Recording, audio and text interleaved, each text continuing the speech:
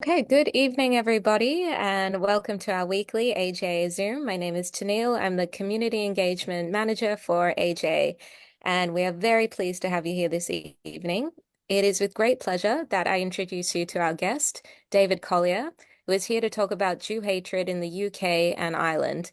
We've seen a lot of this worldwide, and AJ, of course, we have been very Australia focused. But this is not only an Australian problem that we are facing, this is a problem that is global. So, David, we're really pleased to have you here this evening to talk about what's going on the ground, what is happening, and what we are doing about it. Thank you very much, David. Well, firstly, thank you so much for inviting me. Thank you for that introduction. It's good to be here. It's morning here, obviously. Look, you're absolutely right. It's very much a global problem. It's something that is gradually getting worse. Going back over the last couple of decades, we've seen conflicts in Gaza before 2008, 2011, 2014, 18, 21, and obviously now 23, 24. But we've also seen an increase on every single occasion in the level of violence taking place, not just here, but as you mentioned, globally. So I do think it's very important for the different communities to network, because we can share notes, we can see what's going on. Yeah. Thank you, David. Yeah, we'll do sort of a bit of an informal discussion at first, between myself and David, and then the audience will have a chance to ask questions. So anyone in the audience who does want to ask a question, put your hand up with the emoji, and we will get to you after halfway. But just a couple of words quickly about David. He's a researcher on anti-Semitism. He's very active on social media in defense of Israel. So anyone on social media has probably come across his work. He's named by the Allgemeine as one of the top 100 people positively influencing Jewish life in the world. And the media watchdog Camera gave him the Portrait of Courage Award. So that's just a couple of things that he's gotten lately. So big honor for us to have him with us. I think let's start with Ireland, because it's the smaller of the issues.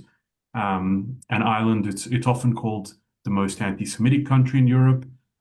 As many people know, they were neutral towards the Nazis. They sent condolences very famously after Hitler died. And lately, just within the last days or weeks, they've decided to recognize a non-existent Palestinian state. So what's going on in Ireland? What's the situation? The issue with Ireland is interesting. I mean, there are nations across the planet that are inherently hostile to Israel and to Jews. Ireland is one of them. The difference, of course, in Ireland is they speak English, which made it very, easy for me to be able to go over and do the research. What I basically do in my research is I go undercover. I become one of them. I enter their groups, their chat rooms, and so on. I befriend them on social media. To try to find out exactly what's going on. And the difference with Ireland and say England or Australia or Canada we're mainly pro-Israeli, pro-Western democracies that have a natural affinity for Israel as a pro-Western democracy. Ireland comes at it from a very, very different position. It's a top-down approach, whereas most of the violence and the anti-Israel activity that we see in, say, England comes from the bottom. It comes from people on the street where the politicians are trying to push it down for the most part. In Ireland, it's the other way around. It's actually the politicians that are whipping it up.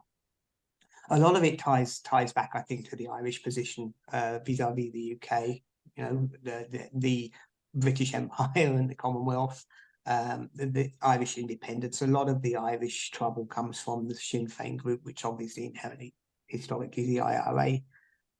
So they have this anti-British feel. They can tie into the modern anti-Israel movement's argument that it's anti-colonial in nature. So they identify with that. And it's created a really hostile environment. When you add to that the Irish Catholic history, and there's a religious anti-Semitic feel to it as well mixed in, it makes Ireland A, very special, and B, the most anti-Semitic nation in Europe by far. It's very, very concerning, yeah, and a lot of Irish people in Australia too. But turning to the UK, so there's obviously a few different sources of anti-Semitic sentiment there, as in Australia. One of the things we've noticed in Australia since October 7 is that no Muslim leader in all of Australia has condemned October 7 unequivocally. Is the situation similar in the UK? I mean, we've seen in local elections Muslim anti-Israel activists being elected.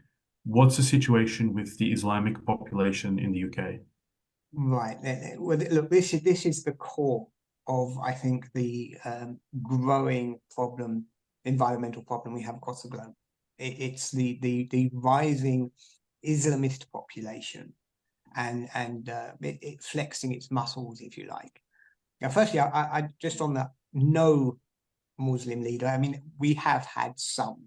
It would be wrong for me to say that no Muslim has spoken out against October the 7th. In general, though, the mistakes that the West made, and this is going back 2 or 3 decades, was in choosing which representative groups to build bridges with, and they chose to build bridges with groups that are mainly associated with toxic ideologies like the Muslim Brotherhood. So Muslim association, Muslim representative groups in the UK and elsewhere have failed to speak out against October the 7th because historically they're more aligned with Hamas than they are with Western democracy. And yeah, this is where the real nature of our problem is visible, because certainly in the beginning, when the marches started out in not long after, in fact, within 24 hours, we were having protest marches here about Israel. So on October the 8th, they were already on the streets. And when you'd go there, you would see that the demographics were 80%, 85% Muslim at the time. Over the last 7 or 8 months, that's shifted somewhat as other people have fallen into the rabbit hole of believing them. But yeah, my own research suggests that we have not just a growing problem with a rising Islamist threat, but it's only going to get worse because numerically, there are only going to be more of them. How many Muslims are there in the UK? Difficult question to ask. I mean, the census suggests, I think, 4 to 5 million. In reality, it's probably a bit high. It's probably 6 or 7. So they're pushing 10% of the population. I mean, 8%, 9%, 10% of the population, but it's also the demographic argument is an issue because it's deceptive. When we're talking about what percentage of the population people are, we also have to consider the age groups. So if you were to look, for example, at the population of the UK over the age of 60, you'd probably find that it was 90% or 92% or 93% white. But when you get down to the people being born, now or who are under the age of 10, you'd probably find a greater proportion of them. Not white. No, I'm not saying more than 50% by any means, but a larger proportion of them, younger ages. So in the cities, some cities are 20, 30, 40% Muslim now. And what about the Jewish yeah, population? How's that in terms of size? Also deceptive and sadly deceptive the other way. We have a registered Jewish population, I think, of about 250,000. What's happening, though, is the ultra-Orthodox communities in places like Stamford Hill are growing, as they would do and as they normally do. Whereas the semi-secular, the Uniteds and the Reforms are shrinking. I cannot stress often enough. When I go and talk in synagogues, I normally have to start off with kind of an apology because I depress people. But yeah, I think we're in trouble. I think the Jewish community in the United Kingdom is in serious, serious trouble. A mixture of people either leaving or assimilating or just falling off the cliff into anti-Zionism. Or, I foresee a generation or two from now, we will have an Orthodox community that will sit in places like Stamford Hill or Canby Island that will be growing and flourishing. But people like myself, that Jewish community, I don't think it's going to be here. And is there a bit of Aliyah? Because some of our guests previously been UK immigrants to Israel. Is there a bit of that going on? What was the question? Is there like Aliyah? Is that I would think noticeable? so. I mean, I've had a few friends make Aliyah over. I mean, people like myself that are really active or solidly Zionist. I mean, we've got 1 foot already over there because we're looking at this saying, look, can I really justify bringing my children up in this environment? Because I might get away with it, but will they?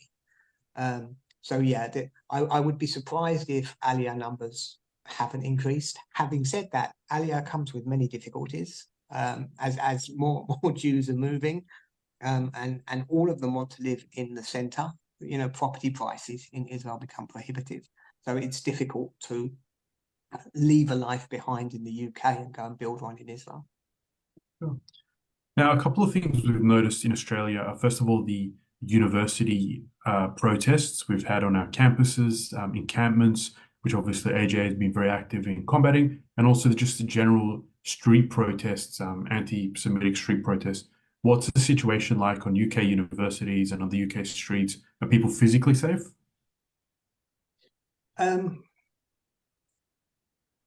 Yes and no. I mean, we don't yet have a situation where it's not really safe to walk down a local street, because the local street you live in tends to be, if you're Jewish, relatively middle class and relatively safe with low crime rates. You're not where you shouldn't be walking.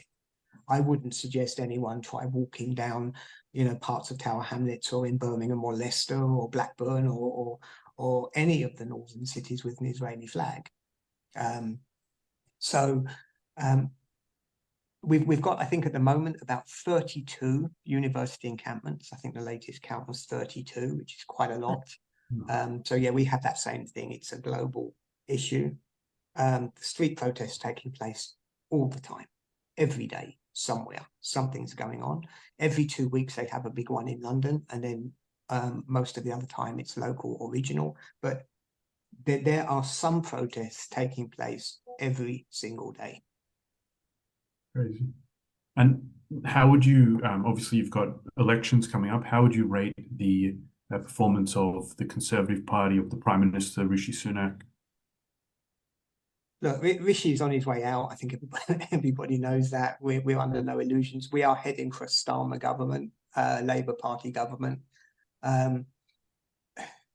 Look, traditionally, I mean, the Conservative Party is Zionist.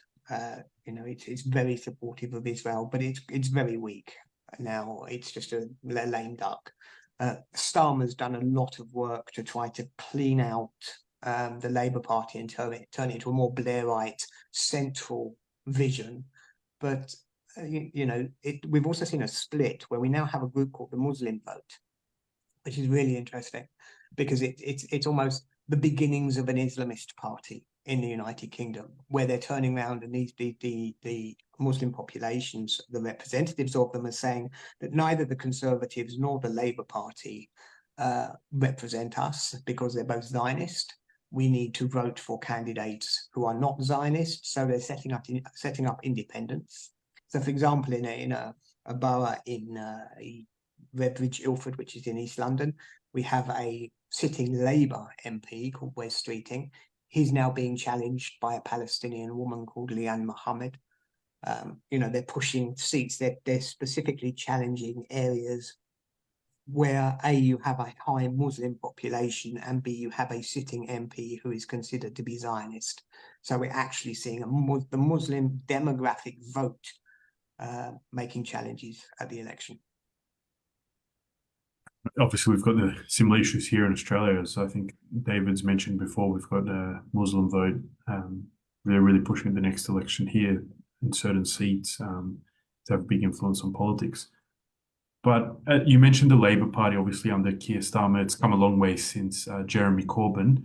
But we just recently, AJ had brought out Colonel Richard Kemp from the UK, and he was quite worried about a Labour victory. He said that even though Keir Starmer presents as a moderate, that he served in the cabinet, I think, of Jeremy Corbyn, and that he predicted that one of his first moves will be to recognise state of Palestine. So what do you think Labour government holds for the UK?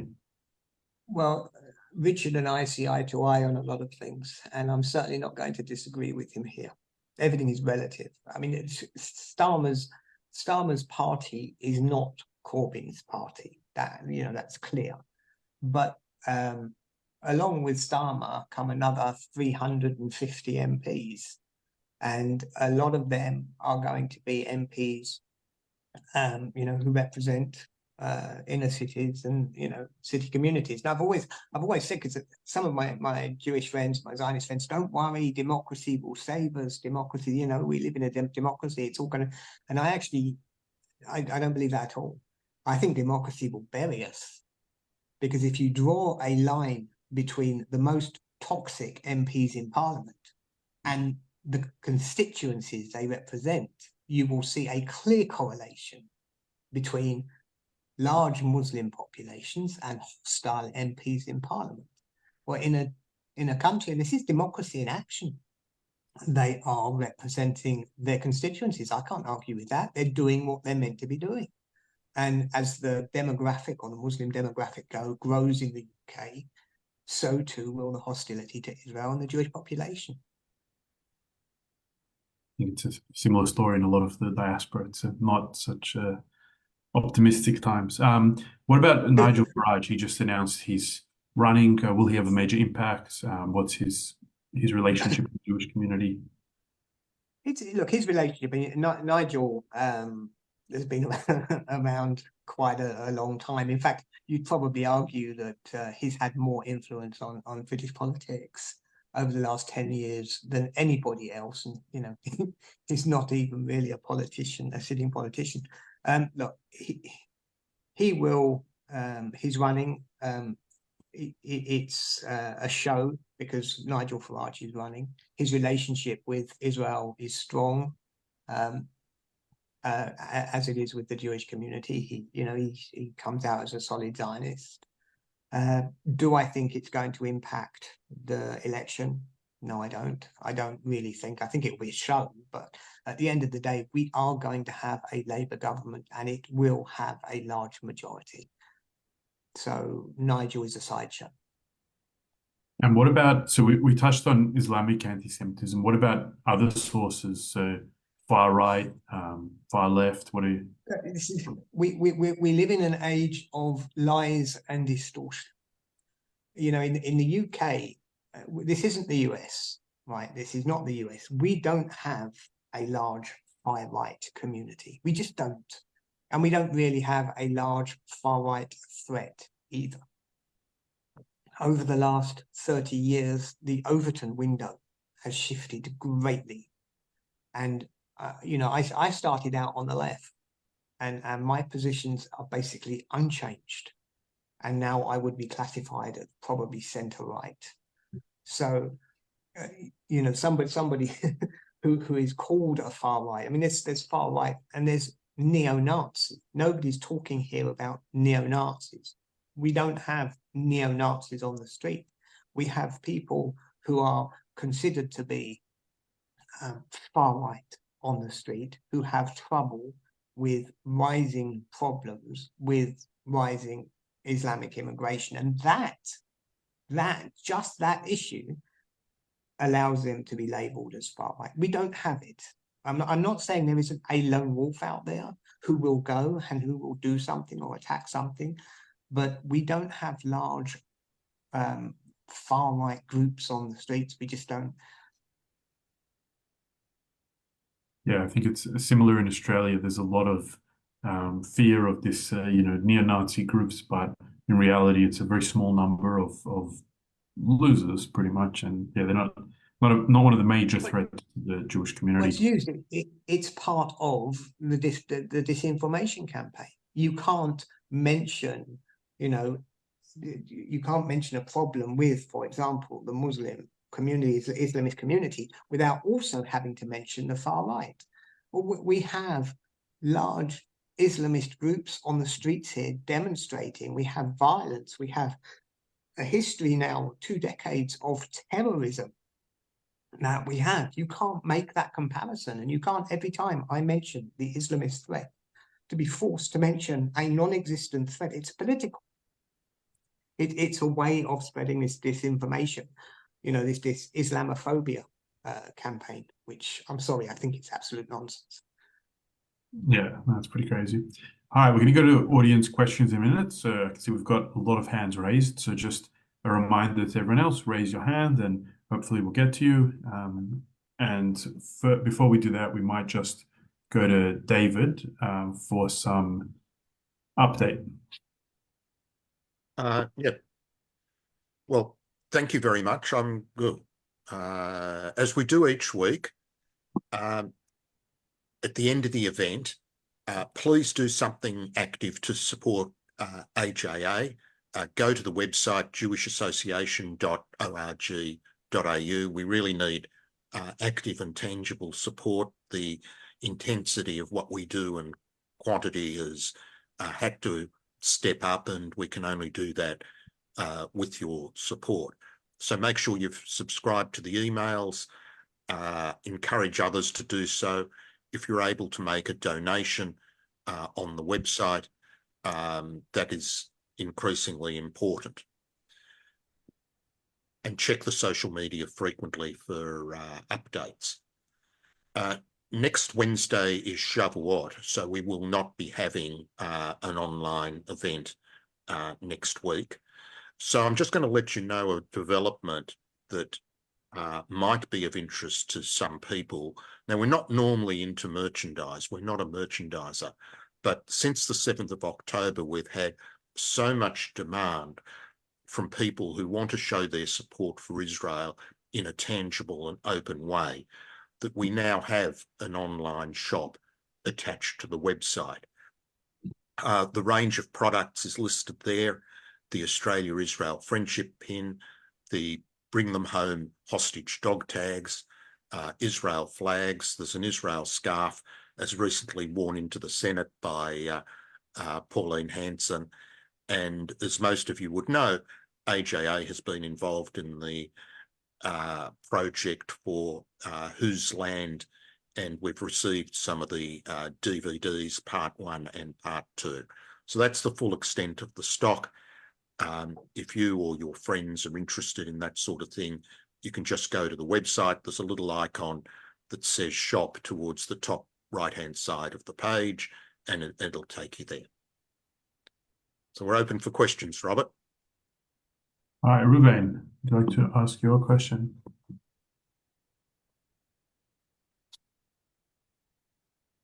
You need to unmute, Ruben. You haven't done so yet. Okay, got it. Dave, when we talk about the UK, I understand it's United Kingdom of England, Scotland, and Northern Ireland. When we talk about Ireland, are we referring to Southern Ireland? Yeah, we are. When I'm talking about Ireland, I'm talking about the Republic. I'm talking about the IRA and the want to create, to basically rid Ireland of Northern Ireland and the British. So yeah, when I'm talking about Ireland, I'm referencing the Republic, although there are unique issues in Northern Ireland as well. Thank you. All right, Andy, next up. Okay. I live in Israel, and we hear a lot about elections in different countries. Since Israel is at war, do you think it's a time for us to have an election? And if we did have an election, don't you think it weakens our country? We need strong leadership, and in order to win this battle. I know this question's not in your frame, but I was curious. Thank you. Okay, firstly, I lived 19 years in Israel, so I'm in tune with the Israeli situation. I also spend most of my time listening to old 12, 13, 14, and so on. So I'm there. I'm not, because most of the time I would say, look, I'm living in England. Let Israel decide what Israel should do. Look, I think it's a very difficult situation that Israel finds itself in. I think the situation with not so much the UK election, because I don't think the UK really matters to Israel, but the US election specifically is influencing strongly what is taking place on the ground in Israel, and I think that's a very bad thing. I don't think the President of the United States should be putting Israel's future and its responses and so on over how many people are going to vote for him in Massachusetts. I just don't think that this should be the case. When it comes to the actual Israeli situation, look, Israeli politics has always been, ever since I can remember, and I was there 30 years ago, has always been unstable. You know, we do go through, I mean, the building of the coalitions, and then everybody senses there's going to be an election, and then the collapse of the coalitions as everyone. Do I think it would? I don't personally think there should be an election until such time as, you know, the situation in Gaza is done with and the situation in the north is quiet. Personally, I don't think you can have an election while under fire. I think it's a time for all of the parties to get together, to cut the nonsense, and just this is not something Israel chose. It's something Israel has to deal with. You know, you've got hundreds of thousands of people currently not living in their houses. My personal, but again, it's a personal issue. I think it would be a mistake to hold an election at this time.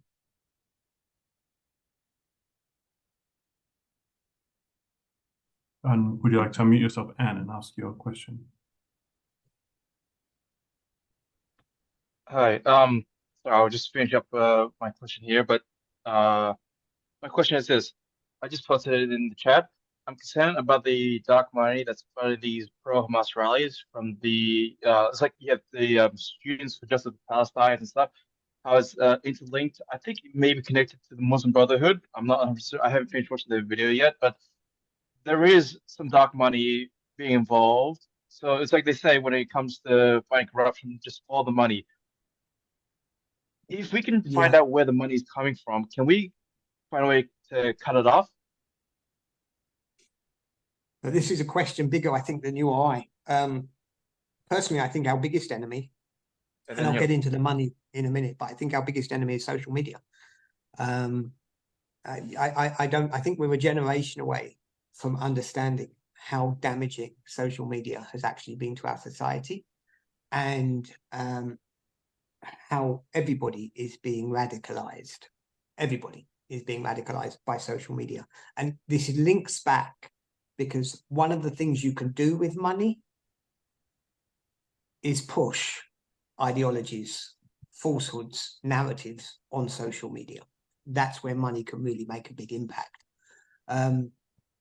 You know, you get bot farms and things like this. This is money, and it's creating an army of radicalized youth who have completely distorted versions of the world in which they're living.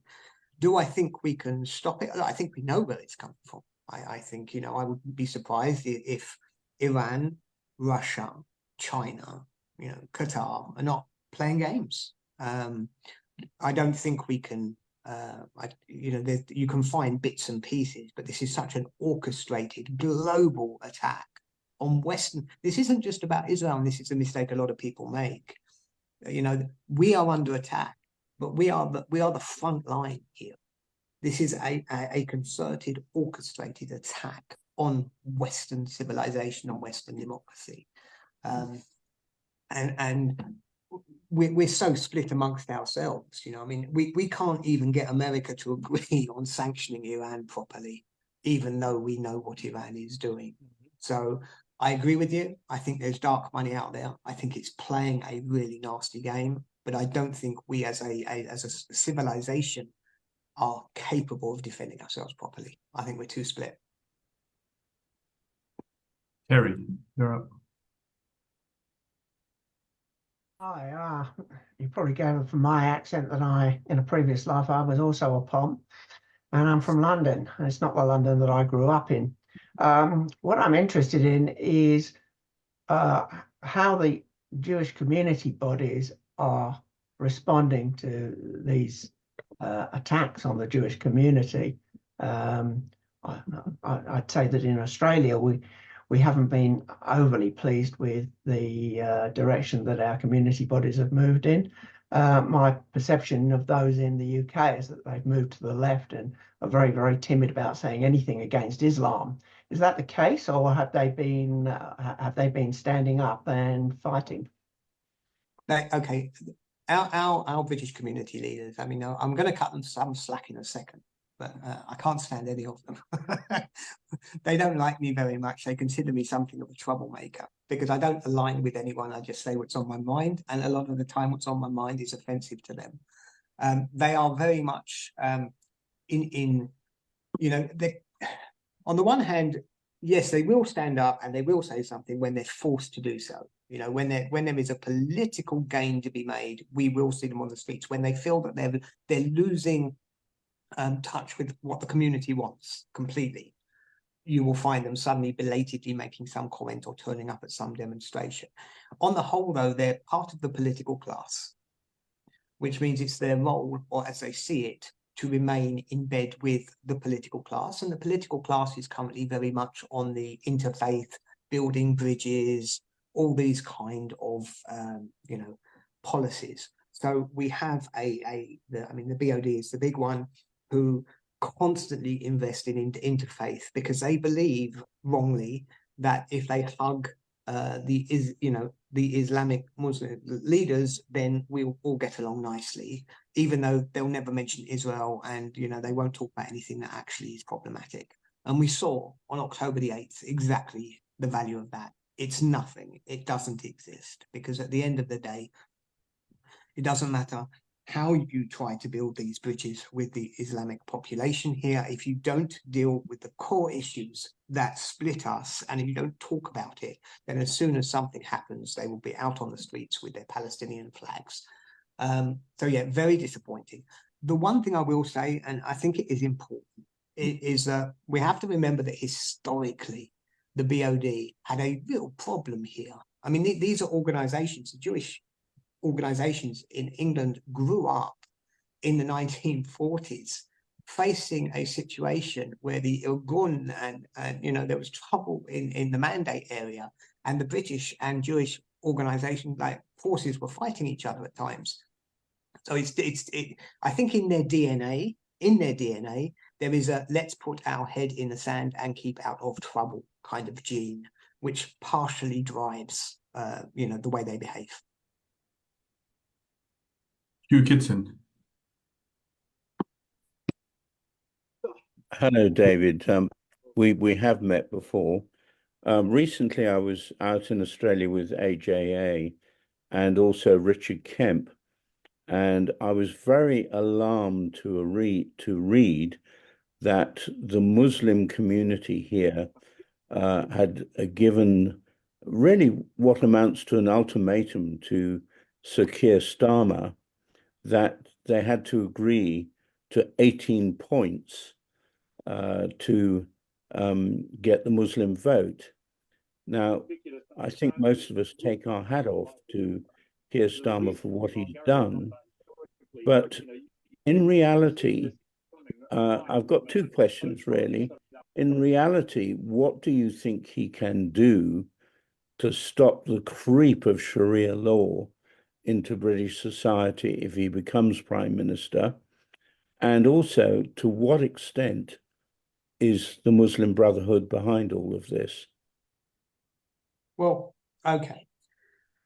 Well, if we look, I'm going to start with the second question, because the first question is really complicated. If we look at the marches that are taking place in England, right, the big one that takes place in London, on the banner that is held up at the top are 6 groups.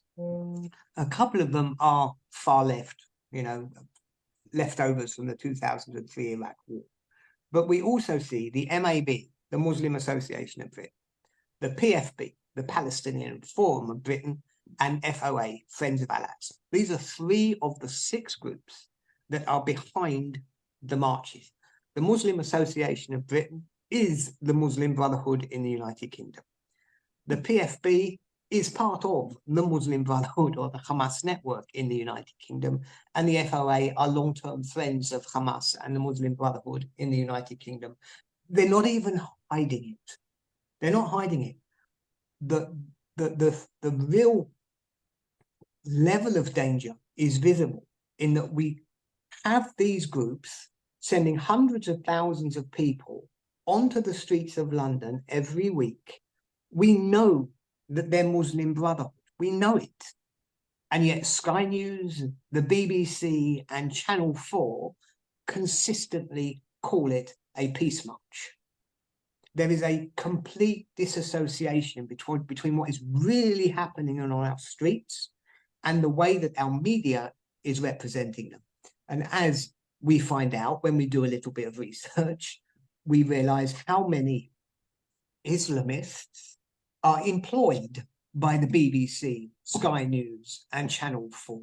So if you can imagine an editorial room at the BBC, Channel 4, or Sky News sitting around deciding what news they should be reporting on or how they should be reporting on it, you know, the Jews don't stand a chance, nor does Israel. Not here. It's done. It's a done deal. It really is a done deal, and it's only going to get worse. As for the first question, which was Starmer, well, this is part of it. It's demography.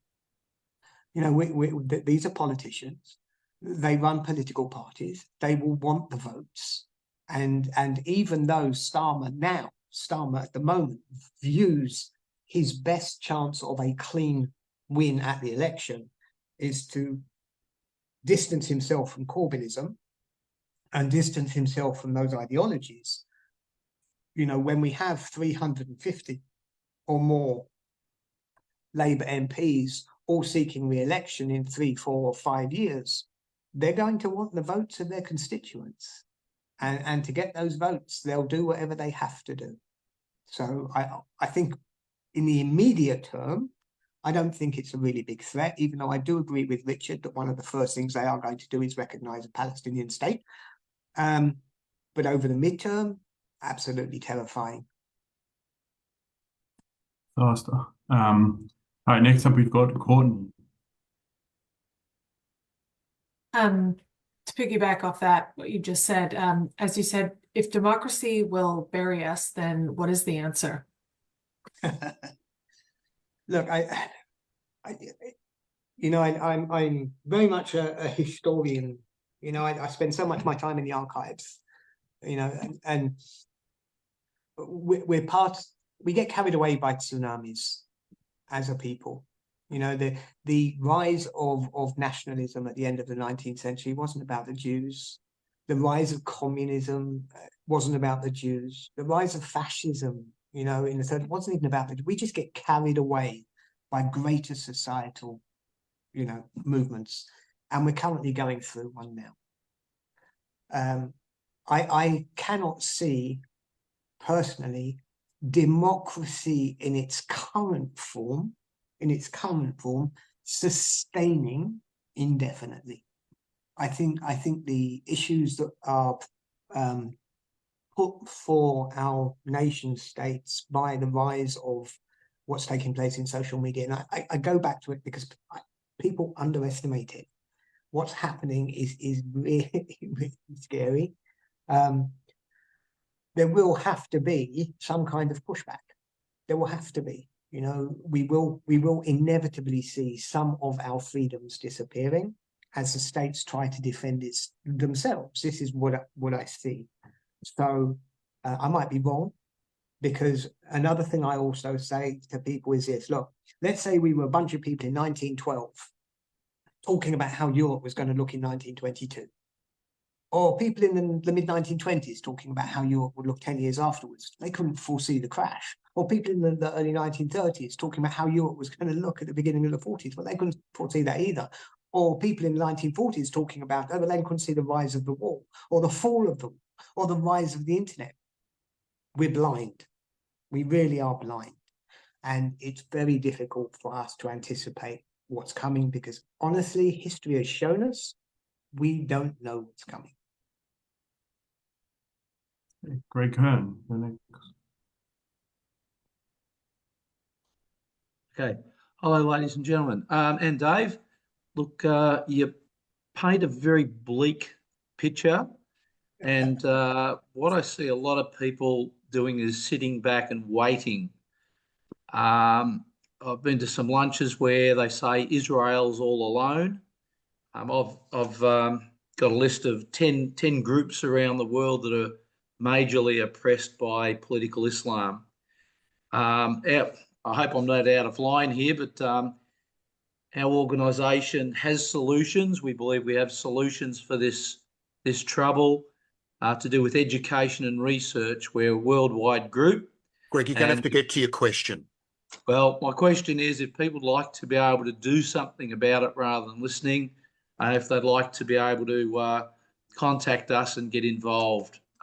We're about doing stuff. So that's a statement. I'm sorry, David. Hope I'm not out of line. Thank you. No, look, not out of line at all. You have to remember, I mean, I'm listening to what you're saying. You have to remember, I've been active now for 20 years. I'm not lying down, just taking it. I agree. We have no choice but to fight on every single hill that we're on. We can't give up. We can't believe it's the end of days. As I've just pointed out, we don't know what's coming. We don't know. So we have to try to make the best of what we possibly can using whatever tools are at our disposal. So whilst I apologize for making people depressed, and I'm a bit, it's a dark cloud kind of thing. I also believe that it is our duty to fight for our children. 100%. All right, next up we have Leon. Hi, David. Look, in Britain, there is a very large non-Muslim Indian community. Are the relations between the Jewish community generally and the vast Indian community, between those communities, for a number of reasons, are intersectional interests? Are the relations between those two communities close? Do they collaborate in combating certain threats? Okay, the other community was the Indian community? Talking about the non-Muslim Indian community in Britain on the one hand, and the Jewish community on the other. Well, it's interesting. A couple of years ago now, actually less than a couple of years, there was big sectarian strife in Leicester between the Muslim population and the Hindu population. Because at the end of the day, the Hindu population, very much like the Jewish population, is facing the same threat. So yes, that is a concrete question that has real substance behind it. Is there much? No, there isn't. I personally believe that there is a lot to be said for strengthening Hindu-Jewish ties. I think their geographical position, the geopolitical position of India is really important to Israel. So I think there should be an investment in building the ties. I mean, they have a 20% Muslim population. They're sitting next to Pakistan. Everyone talks about Kashmir the same way they talk about Palestine and so on and so forth. We have banners here where the Islamists draw that line, where they say, Israel's weapons tested in Gaza, used in Kashmir. So they draw us together. So I think there could be a lot more than there actually is. At the moment, the biggest ally that we have are the free Iranian groups, the groups that obviously oppose the Iranian regime. They're on the streets here. They turn up to our demonstrations. There was actually a recent attack. They went to a pro-Iranian event a couple of weeks ago and they were attacked physically. One of them is actually still in hospital, partially paralyzed because he was attacked by pro-Iranian regime, thugs. So there are the intersectionality element that you talk about. There are these groups that we can do. Iran is obviously one. India is massive, so I mean, it's population-wise, it would be a great help, but there's not as much as I feel there should be. Okay, next up we have Alan. Yeah, thanks, Robert. David, when Keir Starmer tossed out Jeremy Corbyn, he said he was going to rid the Labor Party of its anti-Semitism. Has this largely happened? And if I may squeeze a very small second question in, how is Melanie Phillips received within the UK? Good old Mel. I was at a Melanie Phillips event a couple of weeks ago. I was sitting there in the room, and it was about Keir Starmer. It was about the Labour Party, and on the panel were three Labour activists, or three important Labour people actually, who were all talking about how wonderful Keir Starmer is. And then there was Melanie Phillips, who was, as usual, the only person in the room talking any sense. Look, we shouldn't underestimate what Keir Starmer has done. because he did take a party that was almost beyond repair and repaired it. You know, there is no comparison at all. Jeremy Corbyn came from Islington, an area in London, came from Islington. His Corbynism was an Islington kind of thing, Marxist, socialist, hard left. Keir Starmer comes from Camden, which is slightly north rather than east, also London. Completely different area, completely different background. Starmer is solidly tied into the Board of Deputies. His best friends, going back politically a decade and a half, established Jewish figures who are running the Board of Deputies, you know, the head of the JLN. So I believe he's sincere. I don't think he is an enemy, but his politics sits to the left on the Jewish question. So like our BOD does, he would be in favor of interfaith. He very much supports the idea of Palestinian state, just like most left-wing Jews do. You know, completely utopian stuff that's built on absolute nonsense. What do you mean a Palestinian state? You know, what Hamas is this your state? You know, creating Hamas and PFLP and Islamic Jihad and just giving them room that they can turn the rest of, you know, the area into another Gaza. But yeah, so he's very much there, which means he's no friend of mine anyway. You know, these are my political opposition. So I believe he's sincere. I think he's done a lot of work. We cannot possibly compare the Labour Party of today to the Corbyn Party of yesterday, but still very vulnerable to moves to the left rather than the right. In other words, they're more likely to vote in favour of a Palestinian state. They're more likely to create stronger ties with Islamist groups like the Muslim Council of Britain. And in doing so, they will gradually become more and more toxic. And is he married to a Jewish person, right? An Israeli person? I honestly don't know. That's not my... I wouldn't know. Okay, Barry Shaw, next up. Would you like to unmute and ask your question? Yes, hello. Hope I'm coming through. Shalom from Israel. David, I want to ask you if you heard about the breaking news, certainly in the United States, about Standard Chartered banks, one of the major banks in the UK, who are being investigated for using their facilities to transfer monies to Hamas, Hezbollah, as well as ISIS and Al-Qaeda. I want to preface my question by reminding you that this phenomena appeared in Great Britain over a decade ago, but the charges in the UK were cancelled thanks to the handiwork of David Cameron at the time, who is now, of course, the foreign minister, who has recently been punishing Jews living in Judea and Samaria. So I want to know, first of all, if you know about the breaking news in America. I got it an hour or so before I came on air. I'd appreciate your thoughts or any background on that you can add to it. Okay, firstly, I read the news yesterday. So it's still unfolding. In other words, we're learning about it, but we don't yet know the full extent of it. Or how much of it is smoke and how much of it is real. I don't think there's any doubt that all this is going on. You know, I was, and it's not just the banks, it's the entire system. And Barry, you know this as well as anybody else. The entire system is corrupt and working against us. I was, my persona, for example, one of my Palestinian personas on Facebook, where I have a few thousand friends, I get inundated every single day with requests to send them money. Every single day. Some sob story, some Palestinian giving me a link to a PayPal account, right? They want me to give them money. And you're turning around and wondering, well, these, you know, soft leftists, the hundreds of thousands, if not millions, that are turning up all over the globe with their Palestinian flags, they believe every single thing they're told. How much are they sending into Gaza and into the hands of, and the only way they can do it is by using the banking system. You know, so firstly, I don't think the Standard Chartered thing is a surprise. I think it's probably bigger than people think it is. I think it's more widespread. I think other banks were involved too. We just don't know about it. But I also think that the entire system is set up to fund the terrorists, and you know, these exposés as much as they're a gotcha moment, I also think they're semi-irrelevant.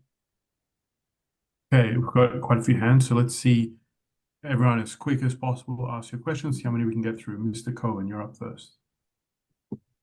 Thank you, and thank you, David, although it's more a question for all the people watching. Do you think it's really time for a new party?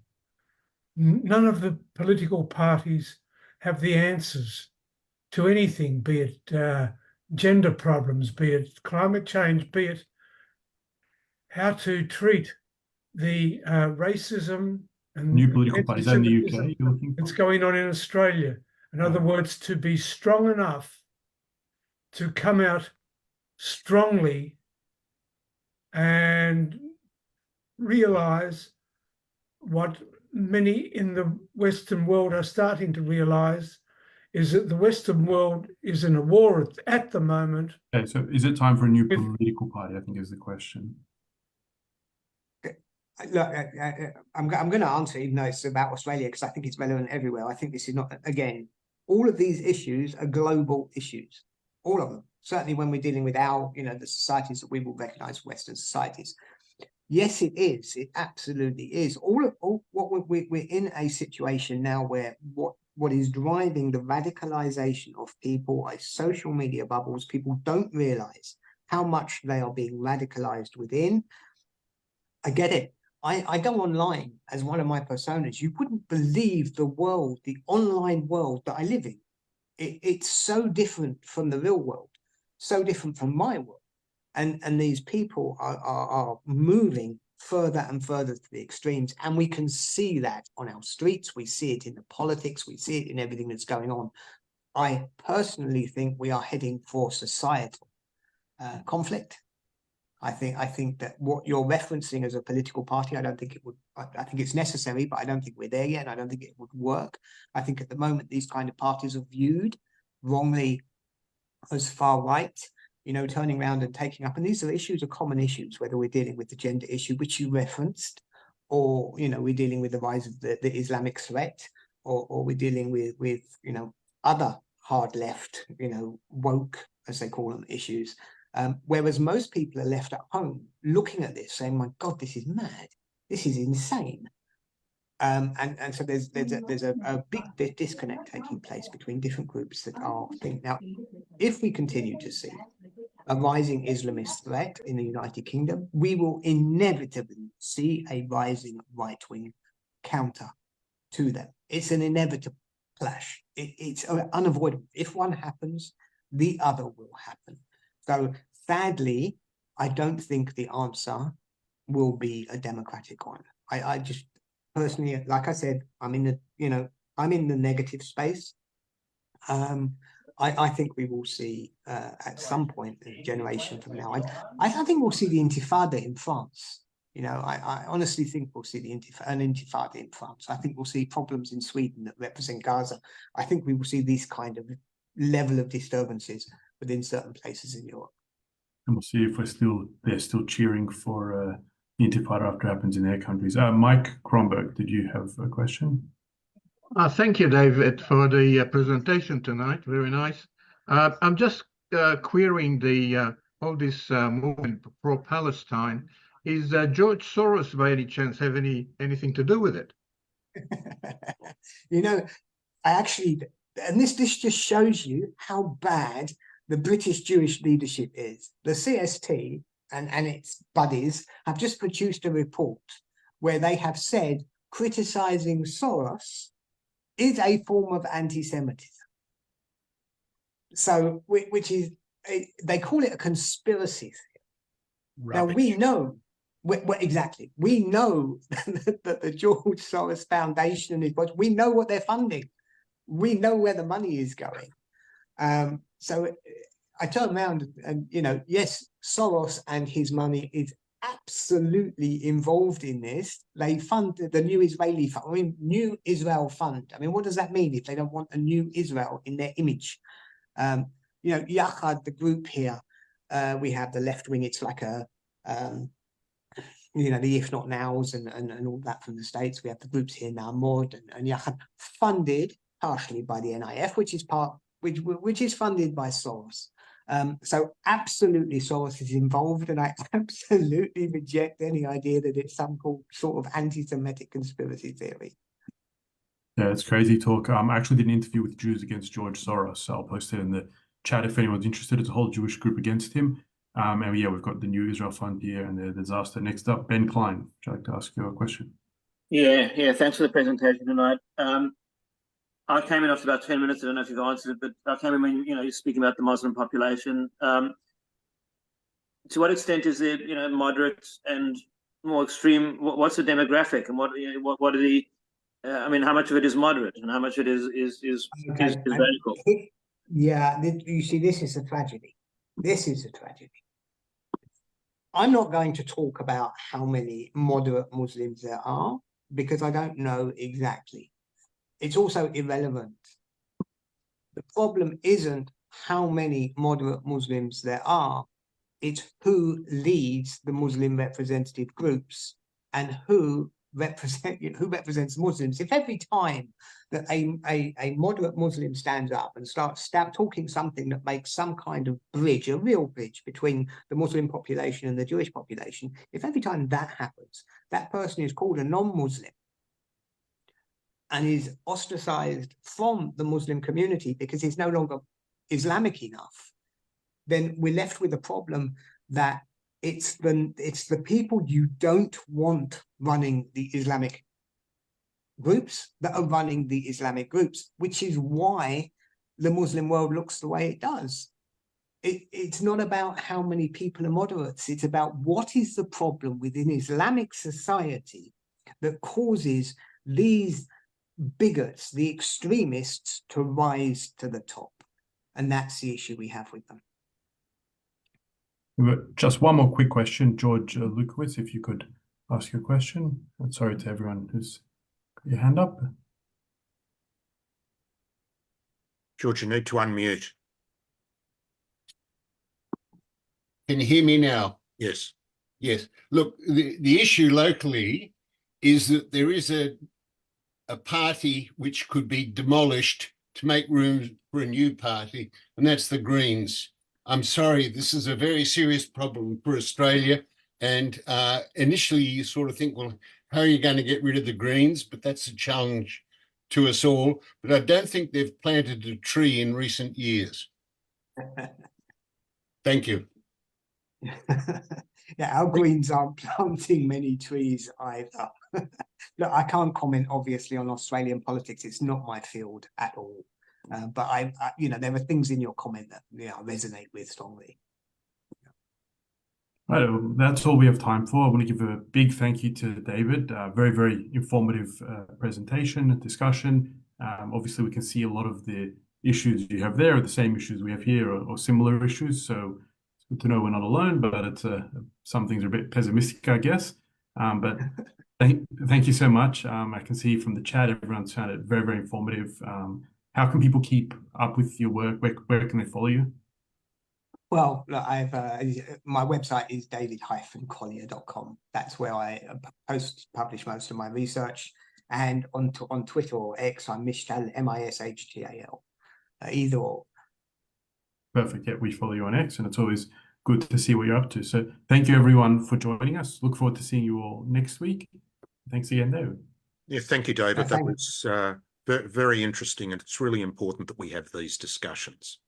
Thank you. Thank you very much for inviting me here. It's as I said, it's great to talk to people from a different community. We have to network. We really do. Great. Thank you.